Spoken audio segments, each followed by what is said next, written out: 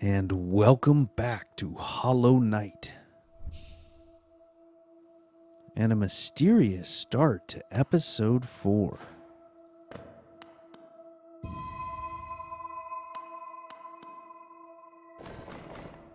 Having fallen into a strange graveyard at the end of last episode, we began this episode by examining a memorial to the 3 dreamers. Trapped by the memorial, the 3 dreamers confronted our bug hero, and after some deliberation, banished him to this strange dream world we now find ourselves in. The 3 dreamers, who had already briefly confronted our bug hero after battling Hornet in the Green Path, each wears a mask corresponding to the 3 symbols etched in the sealed entrance to the Temple of the Black Egg, as well as the 3 pedestals of the memorial to the Hollow Knight at the center of the City of Tears.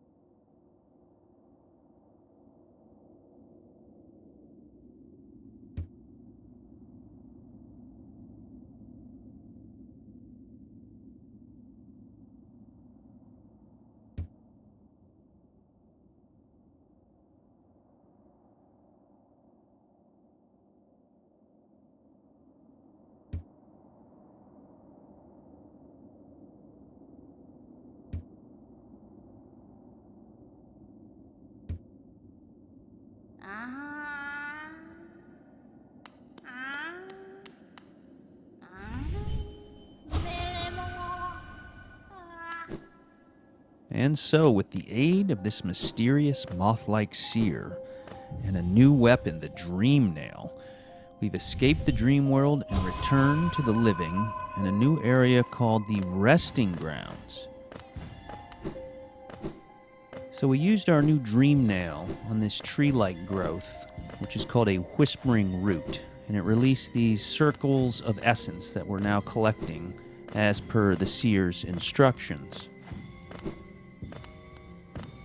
And notice in the upper left, there's now an essence counter that is going up as we collect more of these circles of essence.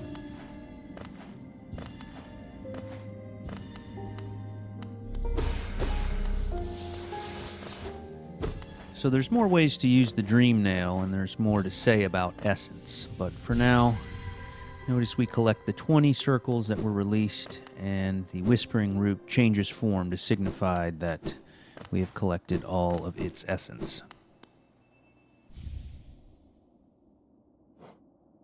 So here, a hidden charm, the Dream Shield. It's actually a really cool charm, and I wish I could use it more. I do use it later in the playthrough, so you will get to see it. Basically just summons a shield that orbits around the hero. It'll do damage to enemies it hits, as well as block their attacks coming in against our hero. Whenever it blocks an attack or damages an enemy, it disappears briefly and then comes back into play. So the good news is we now have a Stagway station, so we can come to and from this new area. The bad news is Cornifer has already left the building, so we weren't able to buy a map and do a map break. Have no fear, we'll buy his map of this area in Dirtmouth and do a map break then.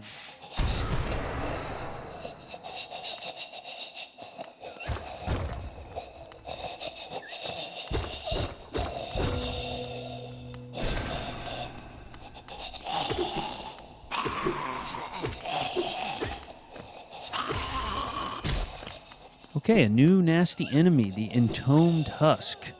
Very dangerous. Their attacks will do double damage and take 2 of your lives.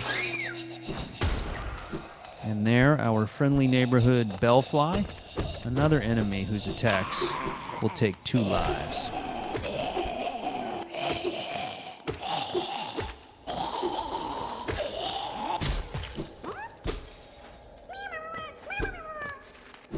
So we find ourselves beneath the resting grounds in what appears to be some sort of catacombs. You know, there's buried treasure down here. The husks are entombed husks. Perhaps some sarcophagi and other corpses and mummies and whatnot.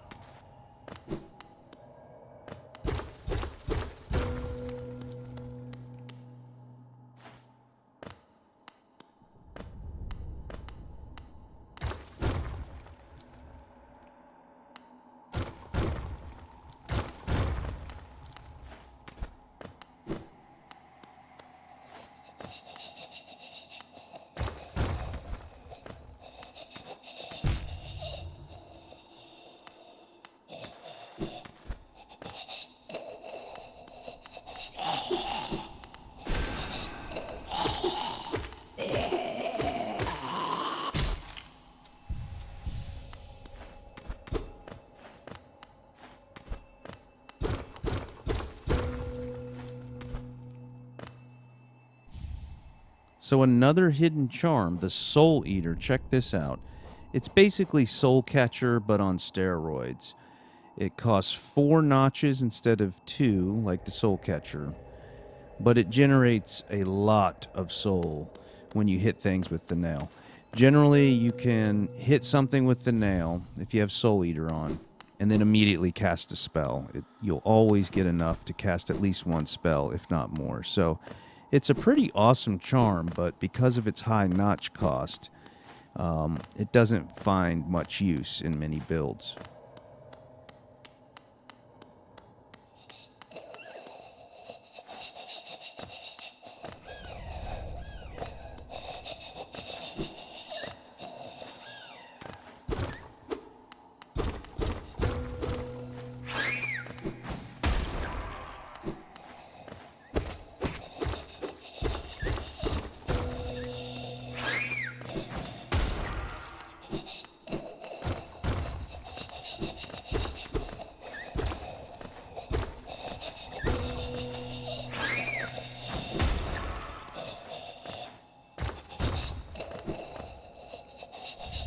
Okay, so a couple relics, a hidden charm, rescued a grub. Not much more to do here. In the next screen, you're going to notice a big elevator, and it looks like the one we already used, but I want you to know that it's not. And once we have the map, I'll show you that there are 2 big elevators like that, and we'll clear up the confusion.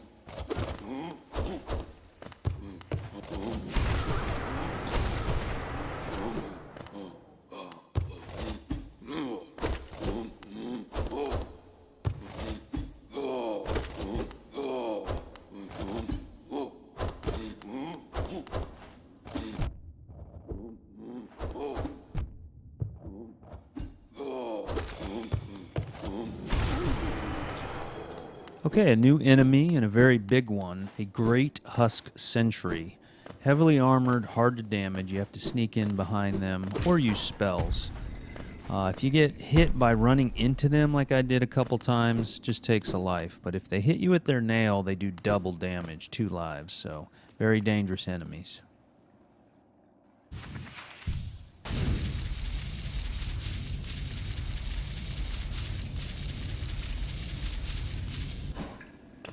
Okay, a big underground lake, Devatron. It's just called the Blue Lake.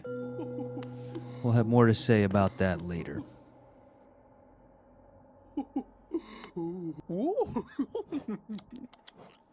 And back at Salubra's here, we have acquired enough charms, and we have enough geo to get the next bonus charm notch. As for the next one after that, we need 8 more charms and 900 geo. So I have enough geo to buy 2 of the charms she has available. And that'll put us at only needing 6 more before we can buy the next bonus charm notch. Alright, let's have a look at our new charms. The first one's going to be Long Nail. Pretty self-explanatory, extends the reach of the nail. Only 2 notches, all around a great charm, useful in a lot of situations. And then we have Lifeblood Heart, essentially just 2 bonus lives, exactly the same as when you kill the little life seed bugs that you knock loose from those blue cocoons. The problem with the bonus lives is once they're gone from taking damage, you can't get them back from healing. You have to wait till you rest at a bench again. So in the meantime, you have a 2-notch charm doing nothing for you. Now, as for not using Long Nail, like I've already mentioned, this time through, I'm more focused on doing damage with spells than with the nail. And accordingly, my charm selection favors charms that enhance spell damage and soul cost, not nail play.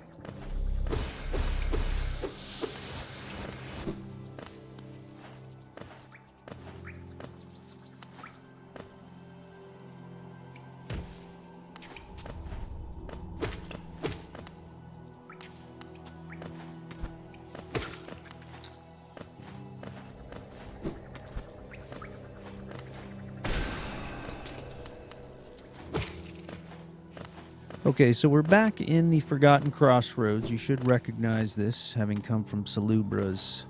And again, I'll cover all this in a map break as soon as we get the map to the resting grounds. We're basically heading back to the Crystal Peak, which is where we were before we fell into the resting grounds. And if you recall, there was a long stretch that we hadn't explored yet because we needed Super Dash in order to do it. Well, now we have that, so we should go back there and check that out. In addition, we're going to find a secret area on our way that also requires Super Dash. So we'll be able to traverse that as well, and then eventually make our way to Dirtmouth.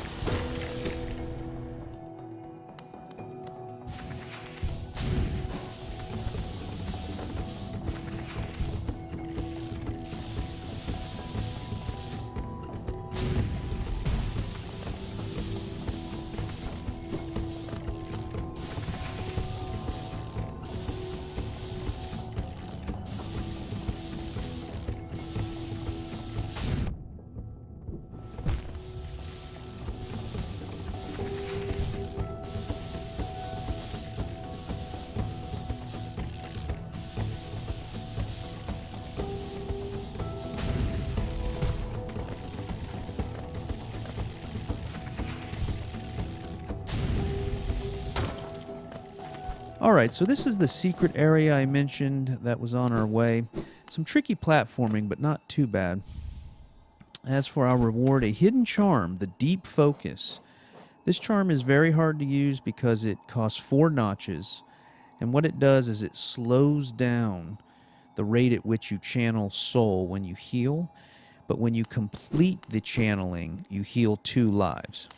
So it's one of those trade-off types of charms. Tricky to use. Some people like it. I don't ever use it, but we need it in the collection in order to get them all. So there you have it.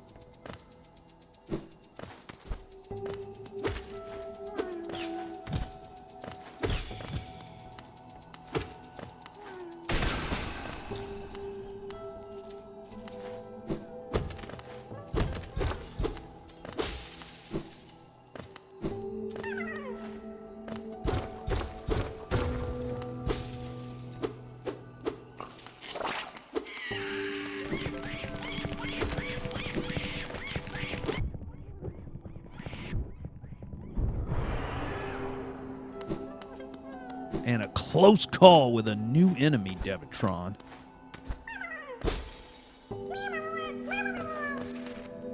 Those are called grub mimics for obvious reasons. And they're pretty tough. You gotta really take care of them or they'll just, run all over you. So we're flirting with disaster. Only 1 life remaining. Will we survive?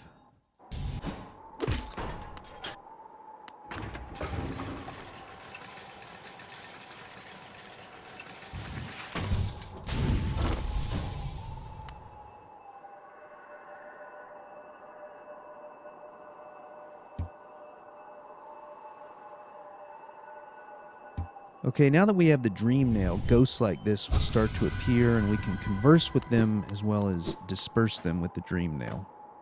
Caseto bueno.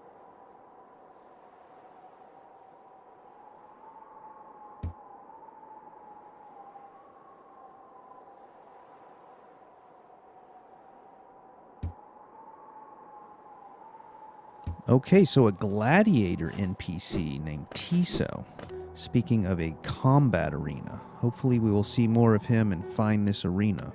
Papanada. And at long last, the Resting Grounds map, which we will have a look at shortly, as well as 2 new pins, a Whispering Root pin, those are the little trees that you hit with the Dream Nail, and then a Warrior's Grave pin.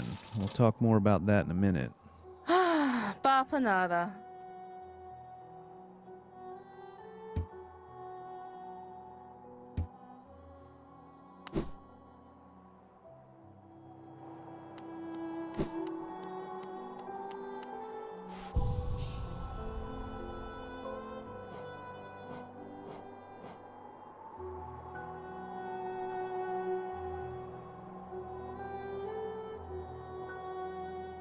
All right, map break time, Devatron. We ended last episode in the Crystal Peak area about here. We'd come from the crystallized mound and then dropped down into this graveyard right here. And we ended it. And then this episode began right here, and we investigated this memorial to the Dreamers. That got us trapped and banished into some dream or dream world, whatever it was. And we had to be rescued by the Seer, who shows up here as a vendor icon. And this is where we came out of the dream with our Dream Nail. We made our way down in this little area and kind of explored around, and we collected the essence after hitting the Whispering Root tree. And notice we don't get a Whispering Root tree pin right here because we already collected that one. If it weren't complete, it would still show up. This little side hatch is where we got the hidden charm, the Dream Shield. bench and stagway over here, etc. Then we plunged down deeper into these catacombs and explored these over here, rescued a grub, found a hidden charm, etc., and then made our way back left. Now this shaft here, this is where we passed that elevator. And remember, I said this isn't the one we already discovered and used before. That one is way over here, and it connects the City of Tears to the Forgotten Crossroads. That one we have used. This one also connects to the City of Tears, but at a different spot. So just keep in mind that those two are different elevators, although they look very much the same.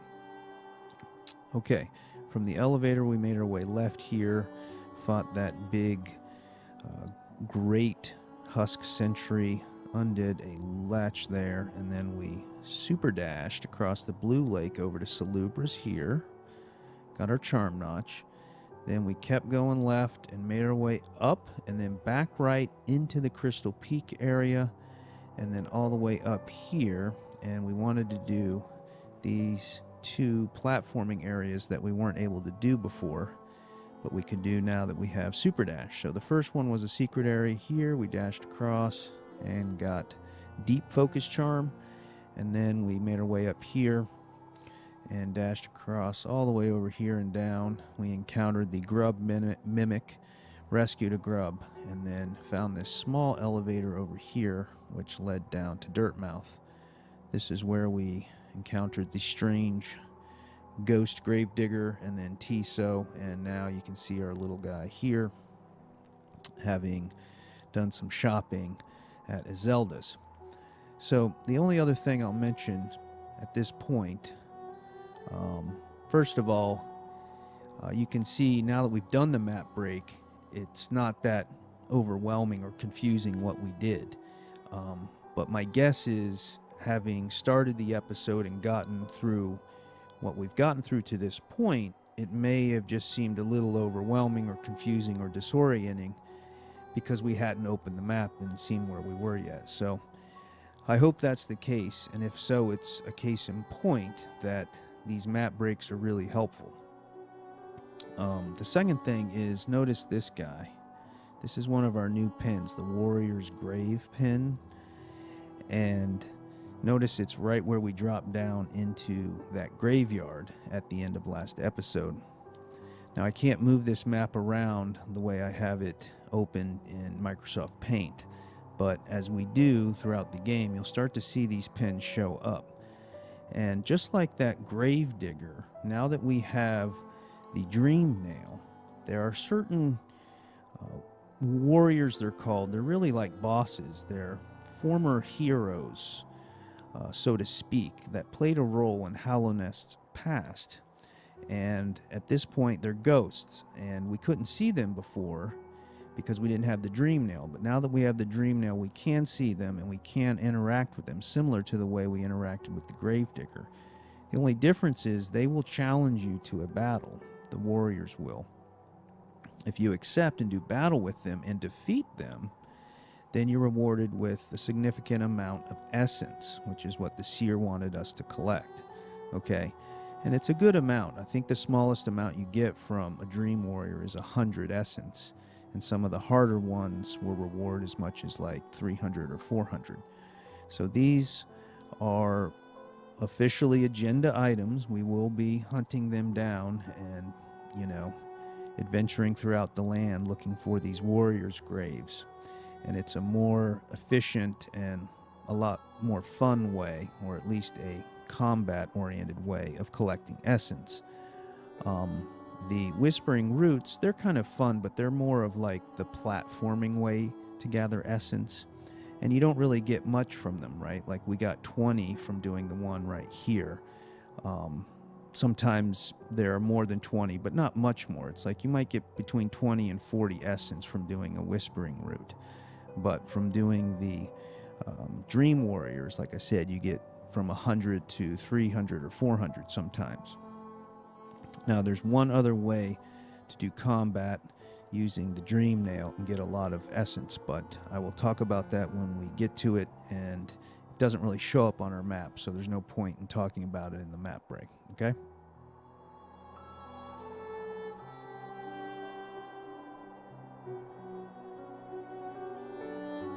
Okay, I hope that map break was helpful, and before I exit out of the map, I do move it around a little bit to show you the new pins. You can see the whispering roots showing up now, and we'll need to hunt them down and do the little platforming bit and collect the essence. And I don't see any other warriors' graves at this point other than the one in the resting grounds, but trust me, as we uncover more of the maps, we will find more of those. YOLO no to go with.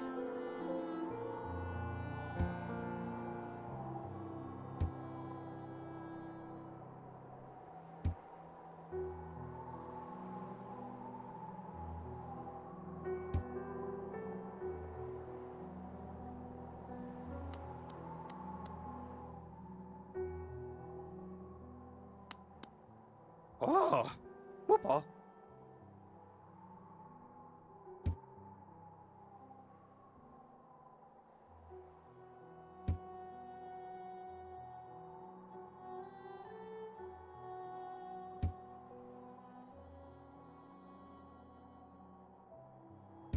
Patmos, Okay, so returning the shopkeeper's key to Sly grants us access to some of his special inventory. And this is good because we're going to need to buy some of those things. The bad news is right now we don't actually have enough geo to buy any of it. So we'll come back later with more geo. In the meantime, I realized I do have that extra notch from Salubra. And I don't really need steady body for what we're about to do, but might as well put it in there since we had the free notch available.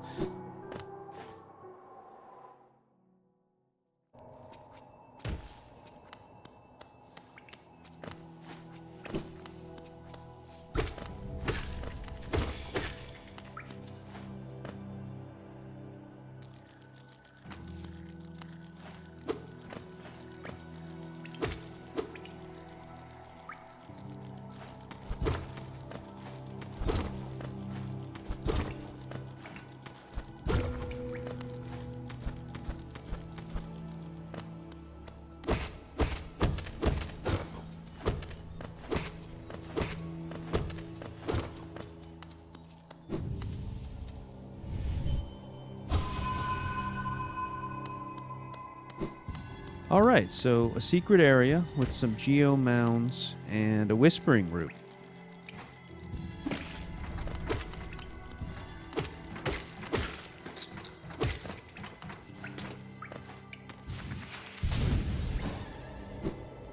Now you might be wondering, what happens if you hit the whispering root with your dream nail? You scatter the essence, but then you leave the screen before you collect all the essence. This happens sometimes because you'll accidentally exit, or maybe you're falling down and you go through a hole that drops you into the next area or something like this. Sometimes I've just forgotten to collect it all because I've gotten distracted with other things, etc. What happens is when you come back to the screen, the essence is no longer scattered about. You have to return to the whispering root, hit it again with your dream nail, and then it'll rescatter the essence, but only the ones that you didn't collect. Okay? And in that way, you're never going to be screwed out of collecting all the essence from a particular whispering root. And it's only until you've collected all of the essence that each root scatters that the visual graphic of the tree changes, signifying that it's been completed.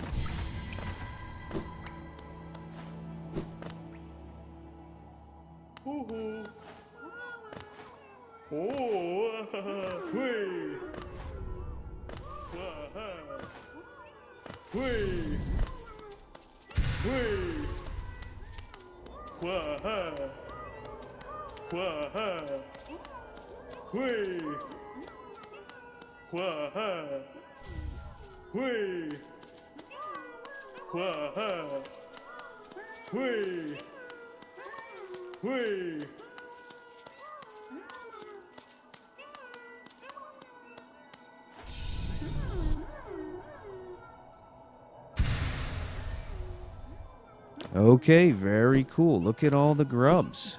This place is starting to fill up. It looked like it was just going to be an endless task, but little by little, we are returning the grubs to their proper home. Now, reward-wise, we got over 500 geo, which we need. We got a mass shard, putting us at 3 of 4. Only one more for a free life. And then we also got a charm out of it, the Grub Song. I don't examine it just yet, but I'll tell you, it costs 1 notch, and it causes you to generate soul when you take damage. So a very, very good charm.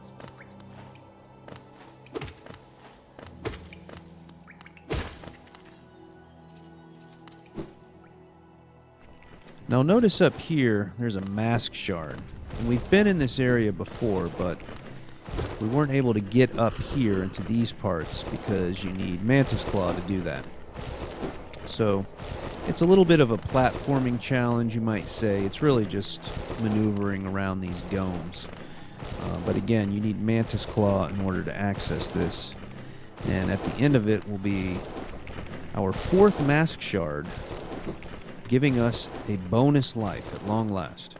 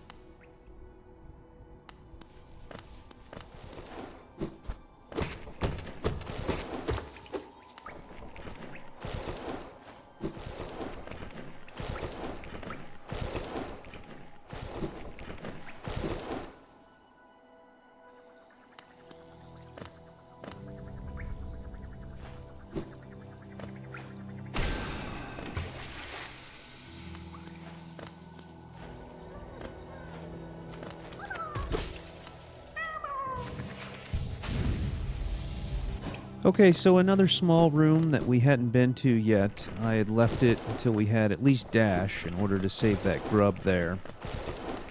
And similar to the mass shard and the room previously, we're just sort of going around the Forgotten Crossroads now that we have some more platforming tools, and we're getting at things we left behind that we weren't able to get at before, and also exploring some new areas.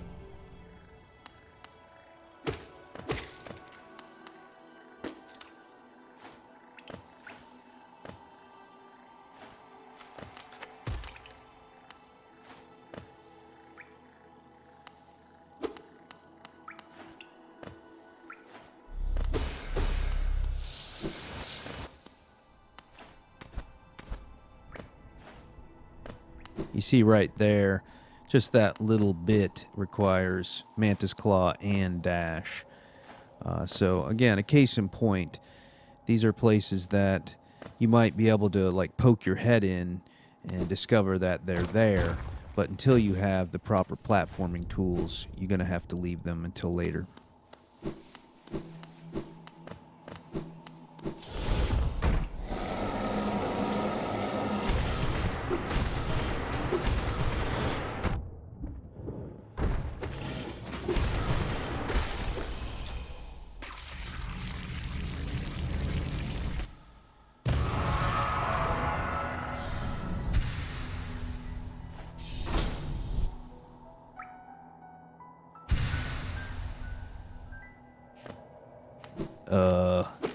Big time Devatron. Yeah, the Brooding Malek. Believe it or not, that is actually a pretty tough boss, especially at this stage in the game, and especially if you try to fight it straight up with the nail.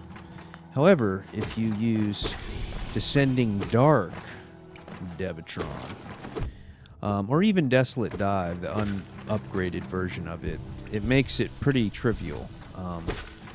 Especially because you can get really right on top of him, so he's going to get hit with the down strike and the up strike of the Descending Dark.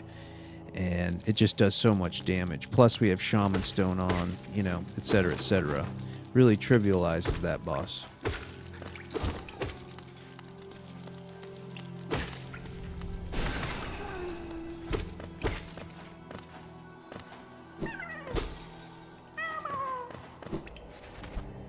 Okay, you should remember that grub from episode 1. We weren't able to get him, and I purposely showed you that we weren't. And I said, hey, we're going to have to come back when we have some more platforming tools. So now that we have Dash, we were able to rescue him. And I know we've only rescued 2 grubs since we last visited Grubfather, but we're not going to be back here for a little while. So since we're here, I decided to go ahead and visit him and get our rewards.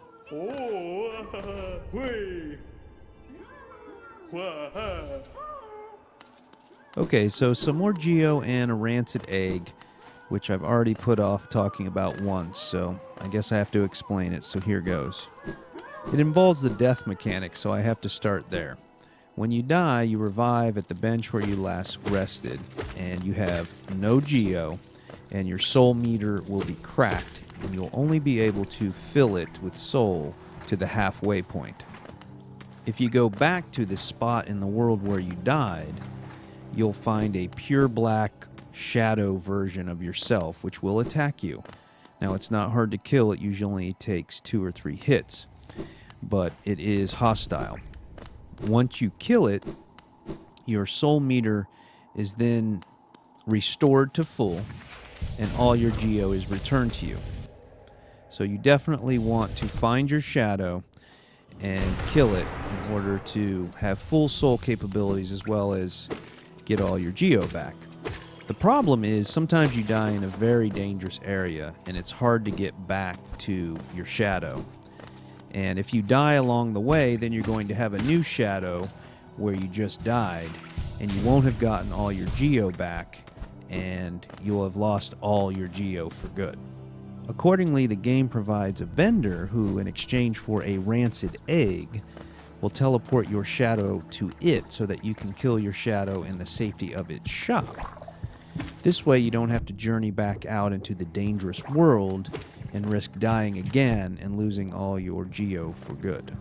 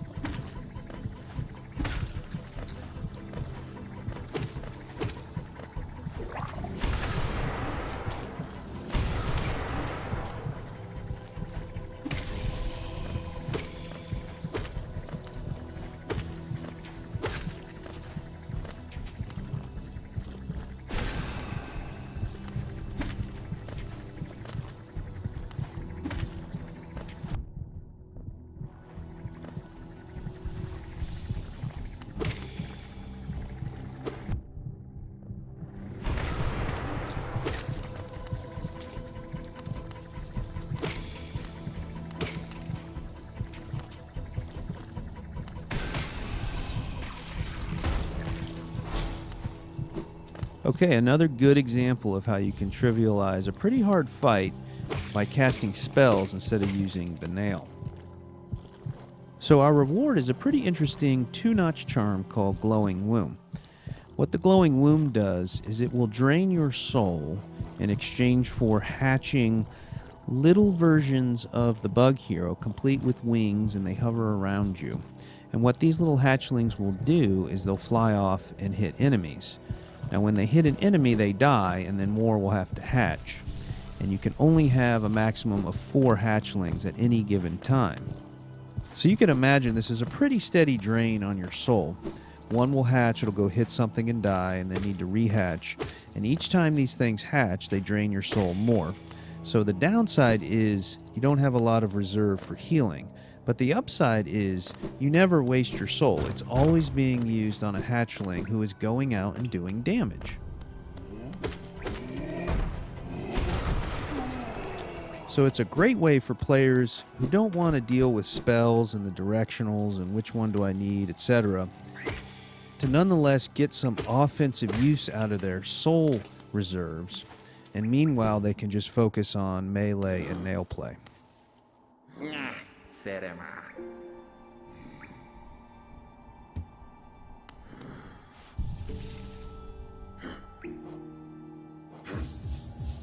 Okay, so we bumped into Tiso again, who reproached us for using the stag lines and not, being a real warrior who fights our way through to wherever we're going.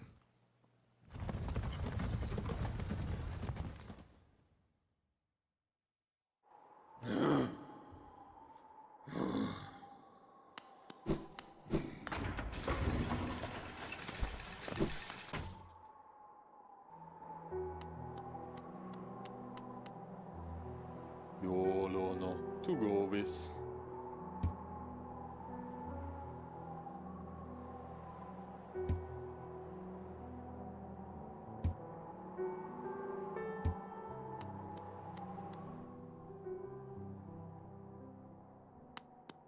Patmos, Geo. Okay, now that we have some more Geo, we're able to buy some of these special goods off of Sly. And most important, we got the elegant key. That's going to unlock a room in the Soul Sanctum.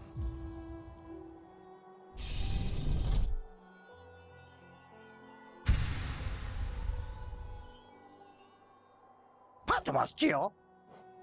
And with the rest of our Geo, I got a Vessel Fragment for 550, putting us at 2 of 3 there. One more and we'll have an upgrade to Maximum Soul.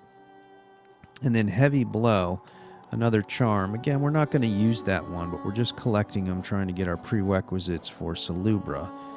Heavy Blow isn't a bad charm. It's 2 notches, and it increases the force of your nail attacks, causing the enemies to get knocked back further. It has some pretty good uses here and there, but again, more for a nail build, a melee type of play style, which isn't what we're going for.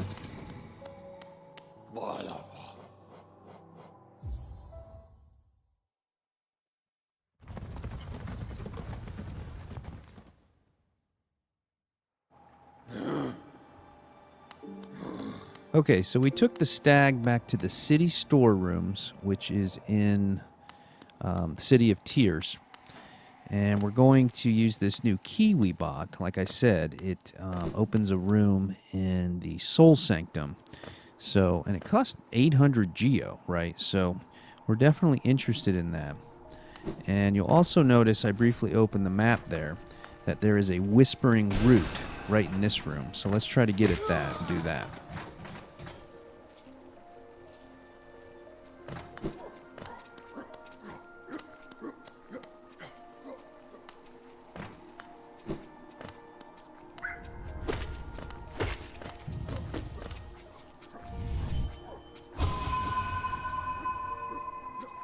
So one thing I want to mention briefly, notice right here I cast Vengeful Spirit, and look what color it is.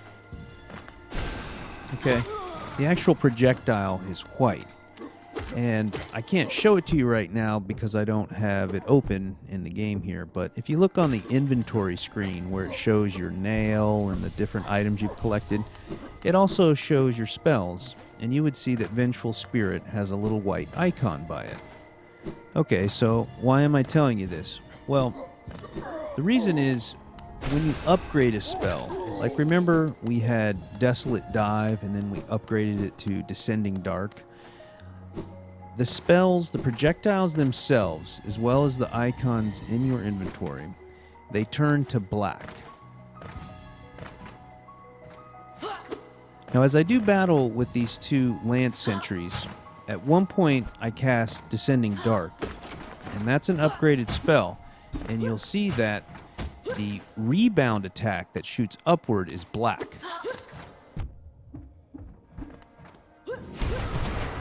right there.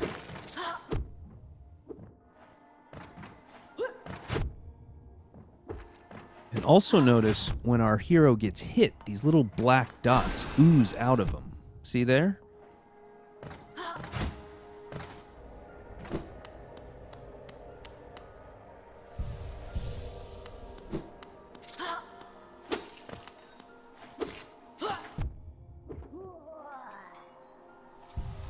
Okay, so most of that was just me being sloppy, but some of it is just an indication that Lance sentries are actually pretty tough. If you don't disrupt their pattern, they're going to disrupt yours for sure. At any rate, what's all this talk about black and white and icons and projectile color?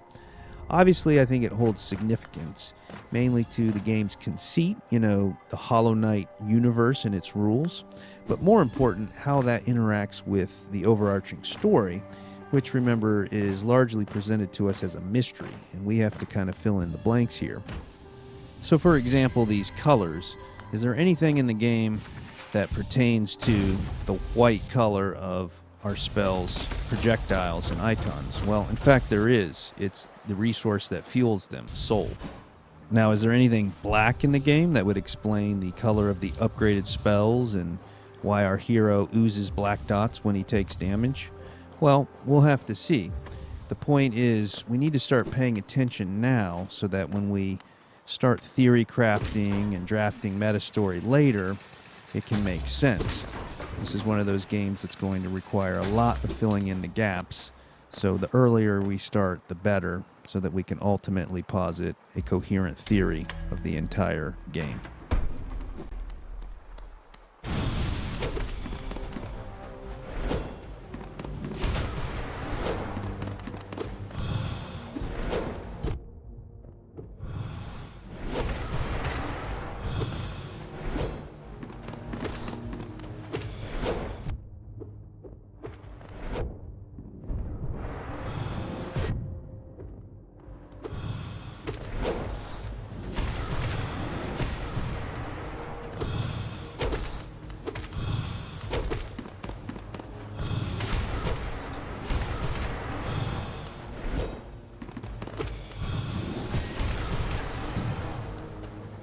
All right, a close call with a tough soul warrior. And that guy was behind the door that was opened with the 800 Geo elegant key. So this better be worth it. What do we get?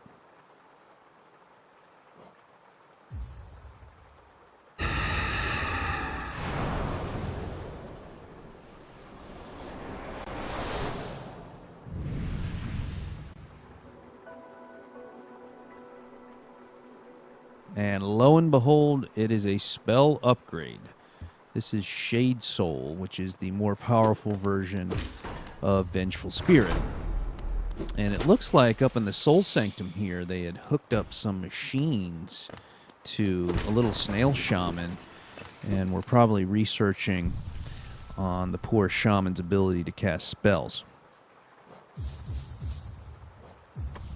Alright, with the boss fight out of the way, we can recharm to our usual Compass Swarm, Shaman Stone, and Grub Song. And notice here, I'm going to cast Shade Soul.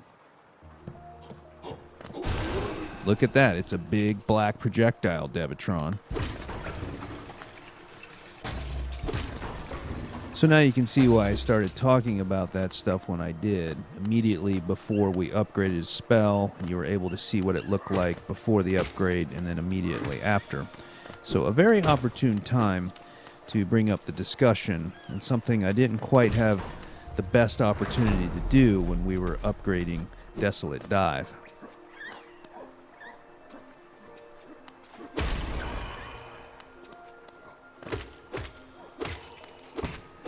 As for episode 4 here, we're going to wrap it up just shy of an hour, but this is the best stopping point for what we're going to be doing.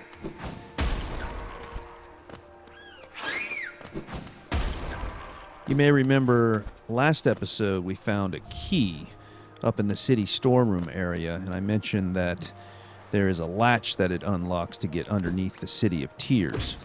So that's where we're heading now, and we'll pick it up there next time. Hope you're enjoying Hollow Knight. We'll see you in the next episode.